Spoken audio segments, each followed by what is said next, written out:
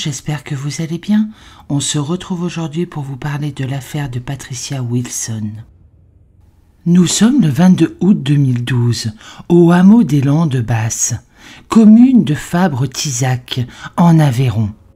Ce n'est pas faire injure aux habitants de cette région, loin s'en faut, que de dire que c'est la France profonde ici. C'est le plein été.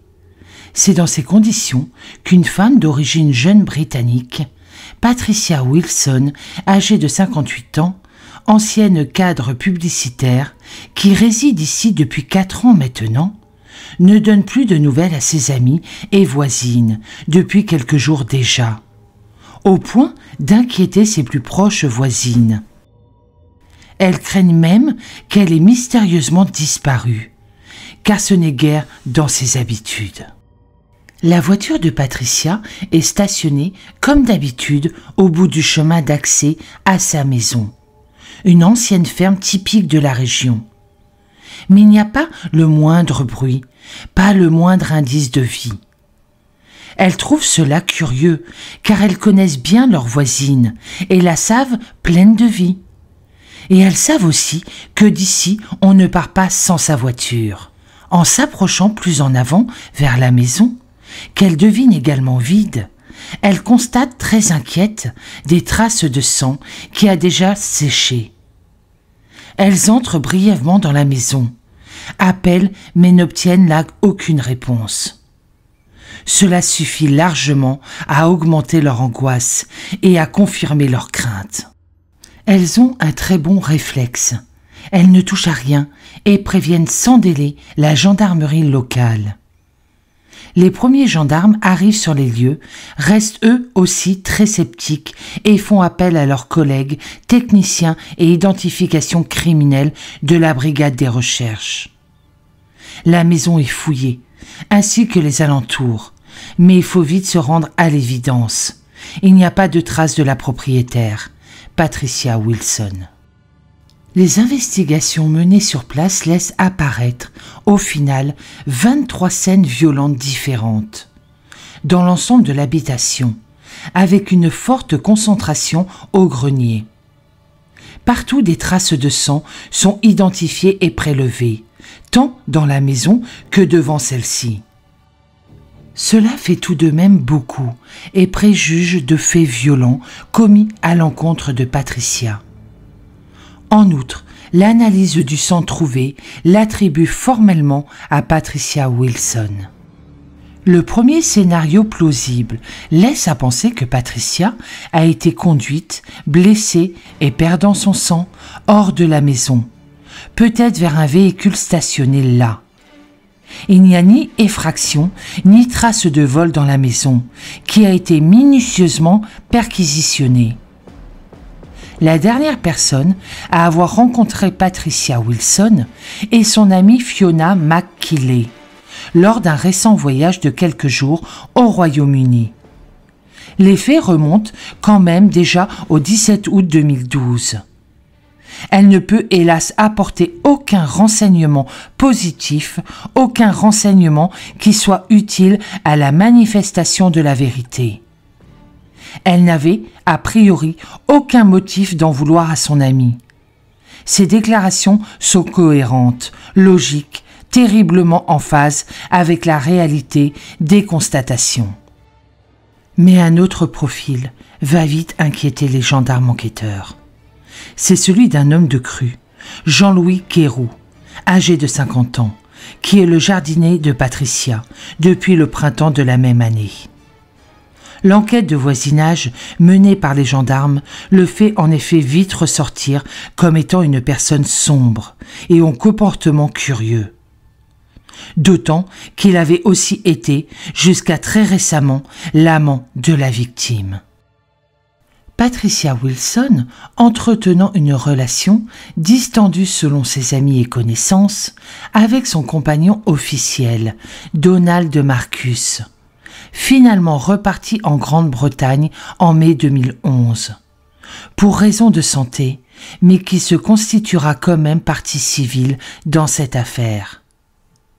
S'était en effet laissé séduire dernièrement par cet Aveyronnais qui portait beau, Mais il apparaît aussi qu'il était jaloux, possessif, potentiellement violent, un peu narcissique même, vivant cette relation amoureuse comme quasi obsessionnelle, harcelant son amie Patricia Wilson de nombreux coups de fil, tant de jours que de nuit.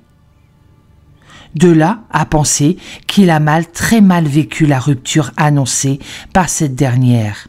Il n'y a qu'un pas que les enquêteurs franchissent vite.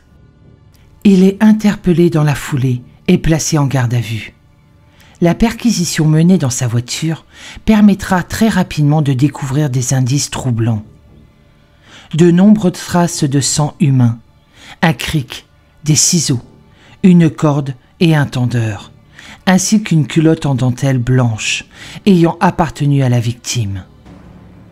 Tous ces objets portent des traces génétiques, les reliant à Patricia. C'est plus que troublant pour les enquêteurs, plus que gênant aussi pour celui qui est devenu le suspect numéro 1 dans cette affaire criminelle. Et dans la continuité de l'enquête, il s'avérera que ces empreintes digitales sont retrouvées sur divers objets appartenant à Patricia Wilson. Et il présente aussi des griffures et traces suspectes sur une partie du corps. Griffures et blessures qu'il a bien du mal à expliquer. Mais l'intéressé, assisté de son conseil, se défend bec et ongles, mais sans arriver à convaincre. La culotte, c'est celle d'une autre femme qu'il employait et il s'en servait pour nettoyer l'intérieur de sa voiture. L'argument s'avérera faux et sera vite balayé. Les traces corporelles, sans objet ici, car il bricole beaucoup et tout le temps. Les nombreux déplacements sans raison entrepris aussitôt après le 17 août entre l'Aveyron et le Tarn.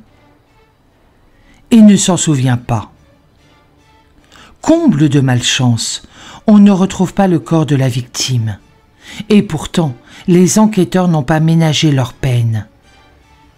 Mais nous sommes ici dans des régions vallonnées, escarpées, très boisées, touffues, voire quasi impénétrables, très peu peuplées aussi.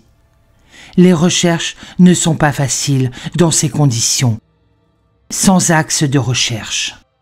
À la fin de sa garde à vue, où il a très peu collaboré, clamant seulement son innocence, Jean-Louis Quéroux est présenté à un juge d'instruction.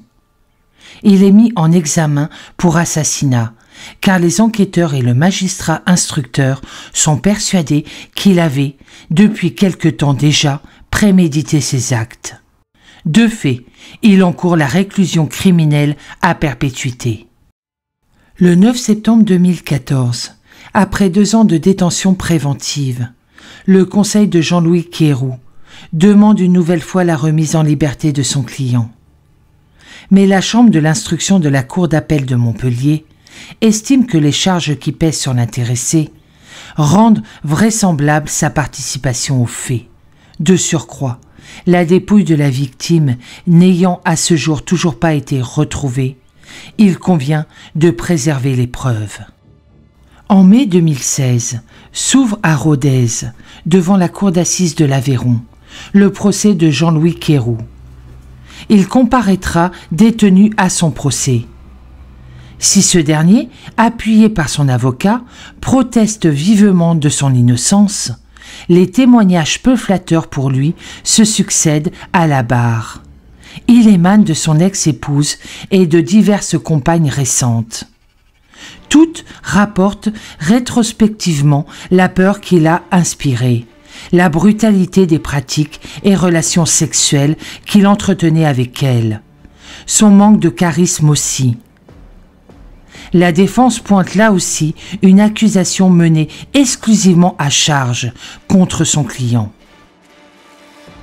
Après de multiples rebondissements, certains tragiques, d'autres cocasses, Jean-Louis Quéroux sera finalement condamné le mardi 31 mai 2016 à une peine de 30 ans d'emprisonnement par la cour d'assises de l'Aveyron à Rodez.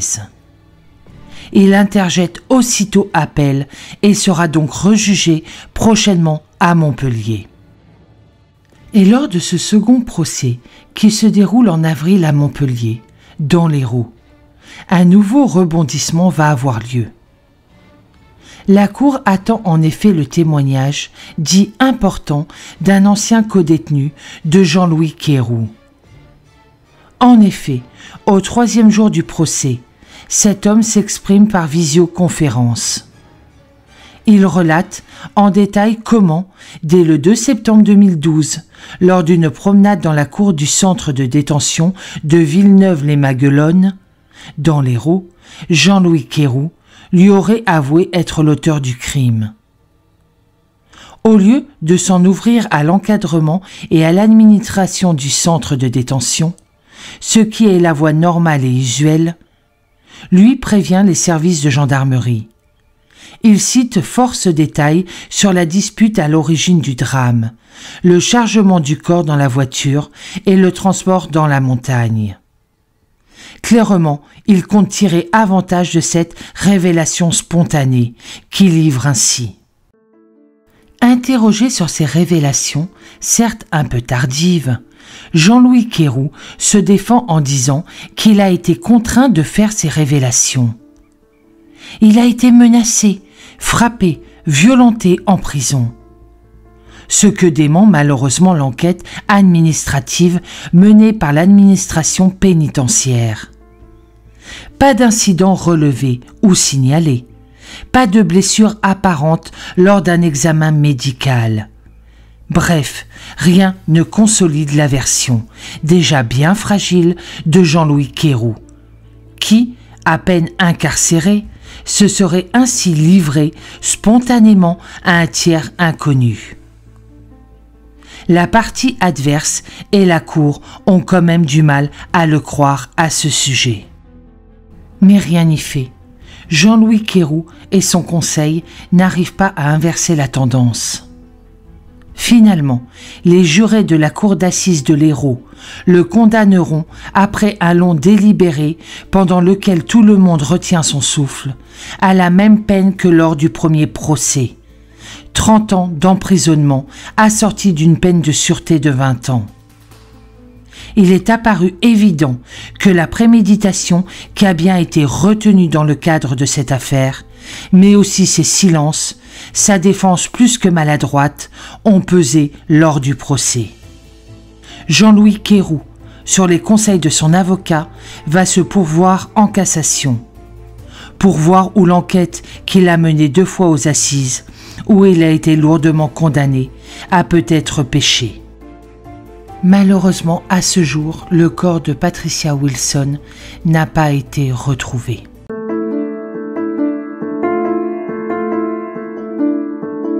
Je n'arrive pas à accepter qu'elle ait disparu. Oui.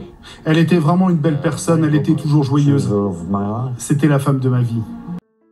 Je souhaite beaucoup de courage aux proches de Patricia et j'espère qu'un jour elle sera retrouvée. Pour ma part, je vous souhaite une très bonne journée. Je vous dis à bientôt dans une prochaine vidéo et surtout prenez soin de vous.